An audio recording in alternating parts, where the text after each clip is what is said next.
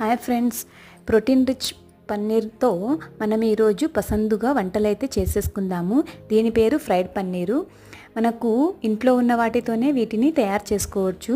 అటుకులను పౌడర్ లాగా చేసేసుకొని కారము, మసాలా, ఉప్పు, ధనియాల పౌడరు, అలాగే అల్లం వెల్లుల్లి పేస్టు, కాస్త పసుపు, గరం మసాలా అన్నీ వేసేసుకొని ఆయిల్ వేసుకొని బాగా మసాలాను కలిపి పెట్టుకోవాలి. ఆ మసాలాను పన్నీర్కు పట్టించి బాగా పెట్టుకోవాలి. తర్వాత పెన్నం పెట్టి ఆయిల్ వేసేసి వేడెక్కిన తర్వాత మసాలాను పట్టించిన పన్నీర్ ముక్కలను పెన్నం మీద వేసి బాగా వేయించుకున్న తర్వాత మరోవైపు టర్న్ చేసి వేయించుకోవాలి. ఇలా వేయించుకున్న తర్వాత మనము సర్వ్ చేసుకోవడమే. ఎంతో టేస్టీగా ఉండే ఫ్రైడ్ పన్నీర్ రెడీ. సబ్స్క్రైబ్.